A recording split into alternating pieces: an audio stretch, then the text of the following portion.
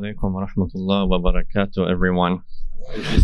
Thank you again for coming. Thank you for the introduction and those announcements that are keeping some order, hopefully. So this topic is obviously a very interesting topic for everyone, I guess. I mean, it's interesting for me too. And usually I try to talk about things that I'm interested in. I try not to talk about things that I'm not interested in. So this is such a central theme. I think it concerns every individual, especially those people who have some care about themselves and want to improve their lives and live better lives on this earth. But it's such a complex one because the study of the self and the study of the psyche is not something that we can say is a tangible or an accessible thing, the object of studying, which is the self. In ancient philosophy and in religion, the psyche or the self is referred to as the soul or the spirit or the self. And the idea is that it's not tangible. It's immaterial. You can't measure it, not like the physical body. And you really can't observe it directly. And this creates a problem. A problem because if you want to study something and you're able to see it, then you're able to use measurements. You're able to use tools to observe that phenomenon. You measure it. We can measure, the speed of objects moving from point A to point B because we see the object moving. We can get a camera. We can measure the distance, and so on and so forth. With regards to things that are immaterial, how do you measure these things? How do you understand how the soul functions? Does it have a shape? Does it have a color? Does it have certain traits? What's the nature of the soul? If we look at the human body, we're able to measure it, right? We're able to touch it. We're able to observe the blood flowing through it. We can see viruses moving, spreading, growing. The self is not like that, at least in the traditional point of view. Now, when it comes to modern science tried to remove the self from that immaterial world and bring it into the materialistic world. So modern psychology believes that there is no soul. It denies the existence of a soul. And part of the reason why it denies it is because it needs to be a science. And for a science to be a science, it has to have something observable. You have to be able to see it. You have to be able to say, okay, this is what's happening to the individual. If a person is angry, this is what's happening to that person when they have anger in their body. Why do we dream? Well, they'll observe the brain when the person is sleeping, right? This is what's happening when you're dreaming. These neurons are moving. This is happening, that is happening. When you're happy, certain hormones are released. So that's happiness. Now we can observe happiness. We can observe sadness. We can observe these things. So what this did was it separated the study of the self, religiously speaking or philosophically speaking. In the traditional sense, it kind of detached from that. It divorced from it. And it brought it into the observable world.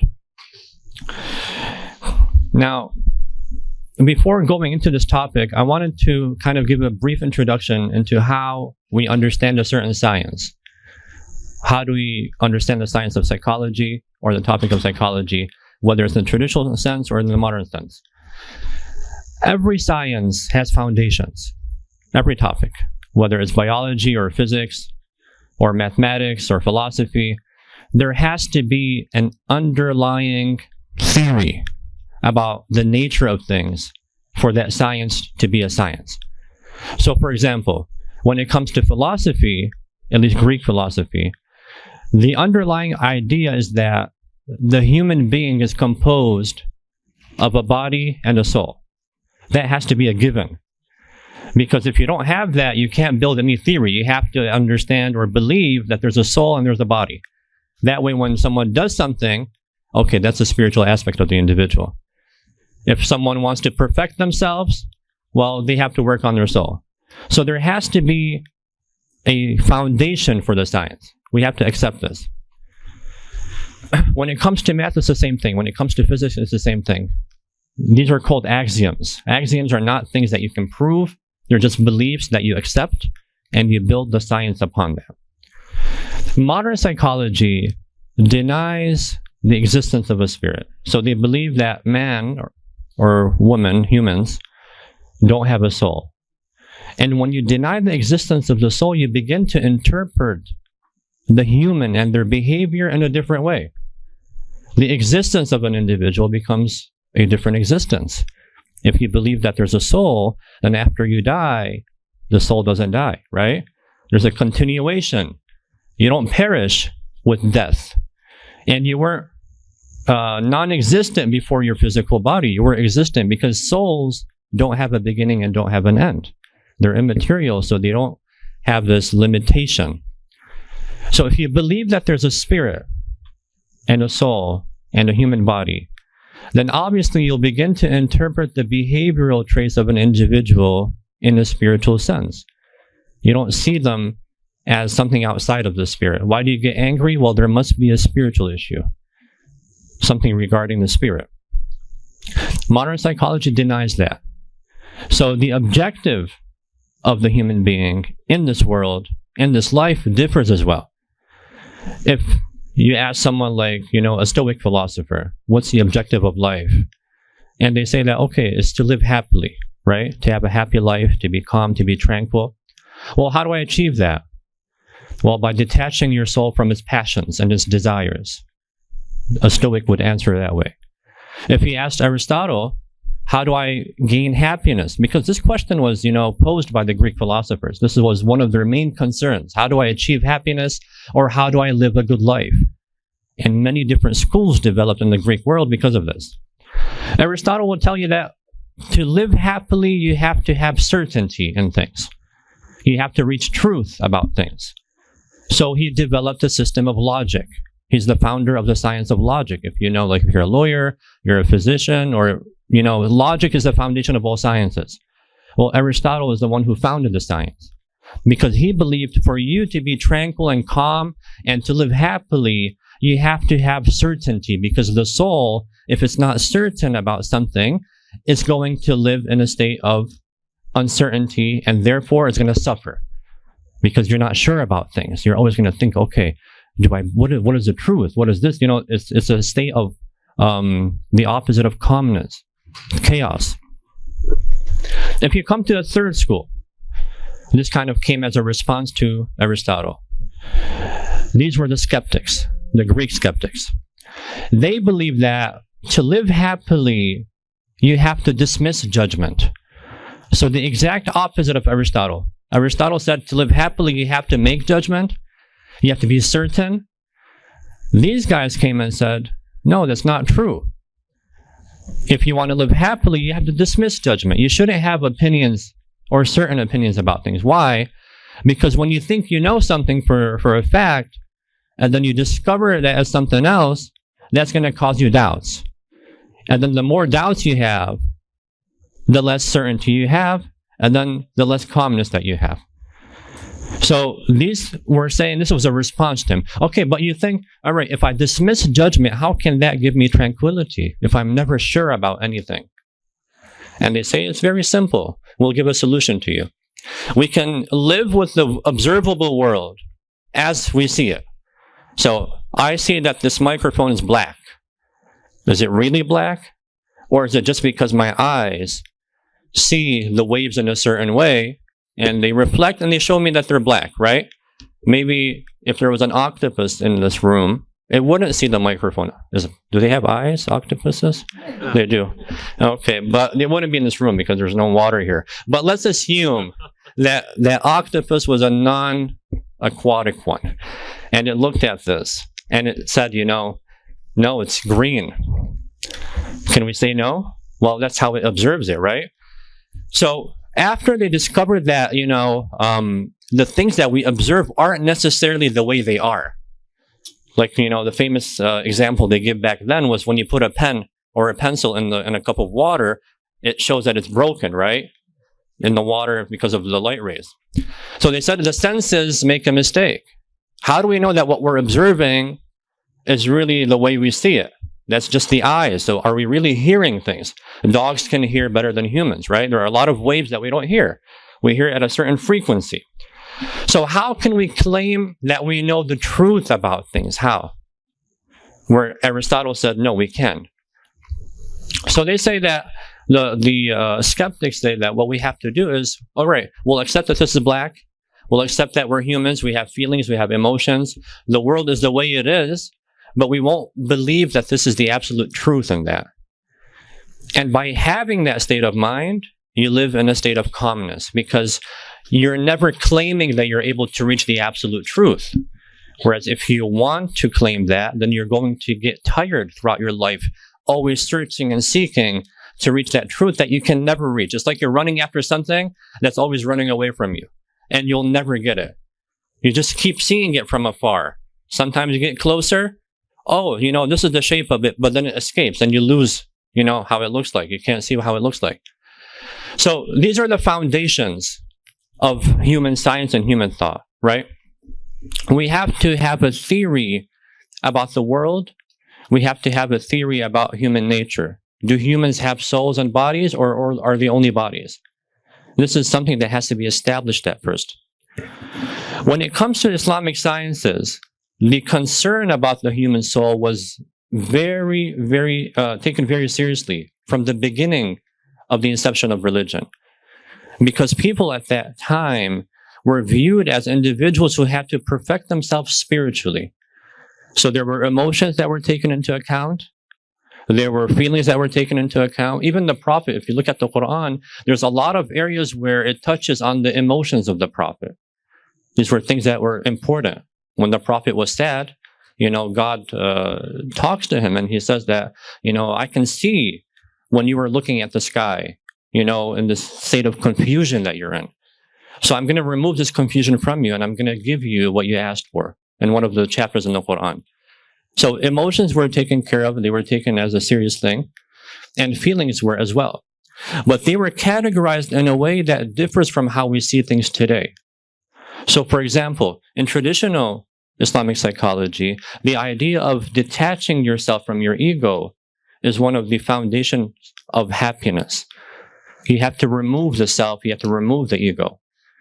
Passions and desires only bring you misery and difficulty in life.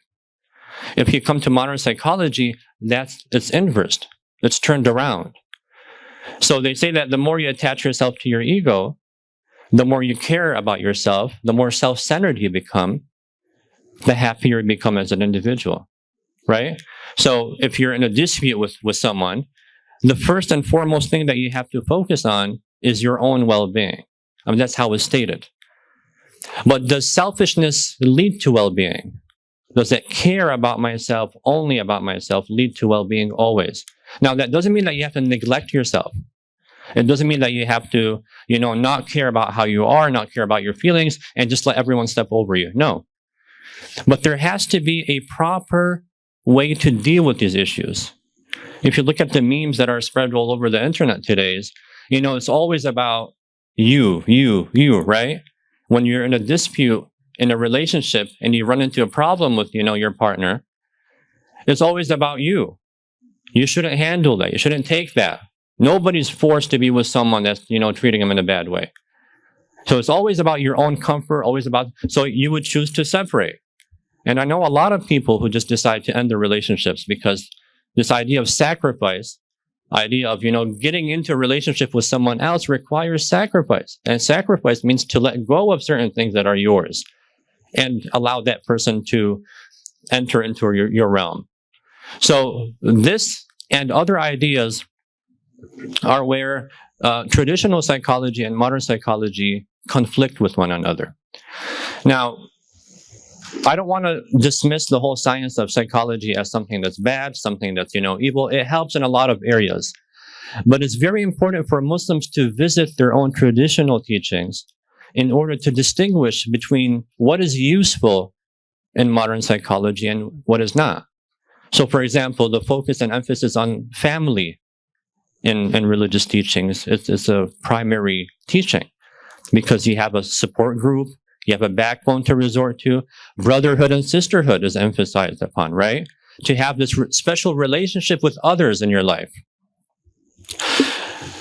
Whereas modern psychology might not push you towards that. This idea of sacrifice, of being altruistic, for example, transcending yourself, is something that is not promoted in this science. So I'm not going to discuss this, and it's a very big topic, and I want to hear the opinion of you so we can have a discussion. So discuss the foundations, the ideas, where we can meet with this science, where we can detach from it. And I think that would be more beneficial than me speaking about this the whole time, because this is a very big topic. And I was hoping that in the future, there's a very interesting book by an author called Laleh Bakhtiar, and it's titled Quranic Psychology. It's a textbook. It's pretty extensive. Sayyid Hussein Nasr wrote the introduction to it, but it presents the theories of the soul and the development of the soul in Islamic spirituality. So, for example, in a series of lectures that I gave one time, one of the spiritual schools said that there are 7 stages for spiritual development. And you pass from one stage to the other, and the Quran mentions these the stages. So first of all, the human being, when they become attached to the body, they have this animalistic tendency. They're at the lowest of their levels. And the idea is to overcome this, to overcome your animalistic tendencies and to begin to elevate above your animal side. So the first nafs is nafs al-ammara, the nafs, the soul that commands the person to do evil. That's when you find yourself, following your passions, maybe lying, just for your own benefit, backbiting people, chasing after wealth, chasing after power. And all you want is you're this animal that's just running after money and wealth and power and food, and just, you have the animalistic desire.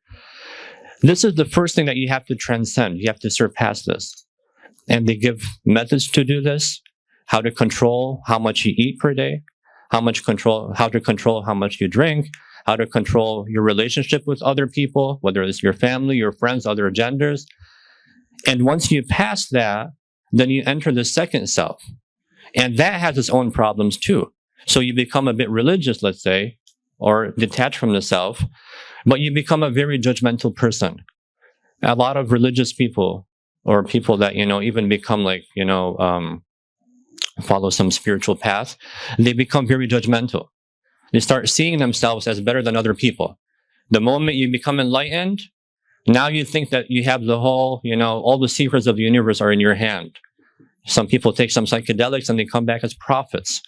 I know of an individual who consumed one, and he started his own spiritual order. Now he wrote a scripture. He just consumed it, and he saw the reality of, and the prophet was going on that cave for 40 years, worshiping Allah and, doing this and doing that until, he got the message after. This guy went to Brazil. He took a cup of that thing, and he wrote a scripture, and he has followers. So this is, something that is surprising, honestly.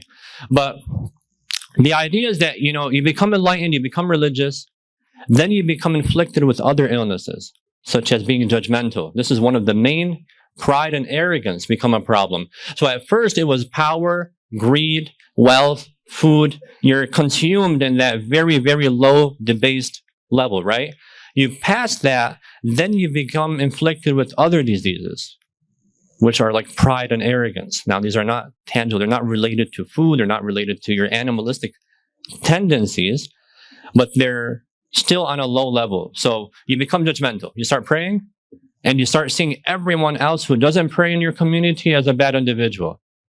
Well, yesterday you weren't praying, but today suddenly now you're a good person. Now you're, the believer. Now you're going to heaven and everyone else is going to hell. And most of the believers get stuck, whether they're Muslims or non-Muslims or these New Age spiritualists, they get stuck on that level because they get consumed in their pride. When you have pride and arrogance, you can never go beyond it because you think you've reached it all, right? So that's the second level. You become consumed in that. You become judgmental. You think you're better than everyone else. You have to start fighting your pride Fighting your arrogance by, for example, becoming humble, by breaking the self, destroying it, not allowing arrogance to take over you. Now, once you do that, you pass that level and you go into another level that has its own characteristics, it has its own nature, it also has its own challenges. You start experiencing a connection with God, but you're also attracted, you want to go back to that other world that you were in.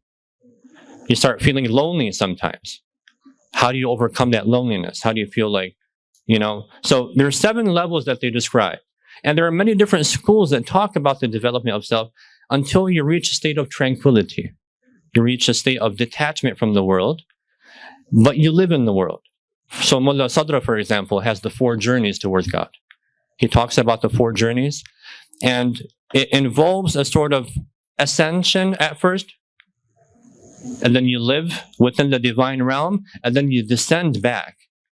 So there is like this detachment from society to a certain degree and from people. You perfect yourself, and then you return to society, and you live amongst them, but in a different state. Of course, this journey is all internal. Nothing is happening on the outside. It's all from the inside, right? But you experience this movement, this transformation from the self by itself, going towards God, and then from God back to the people. So these are a few things that I wanted to share and I wanted to talk about.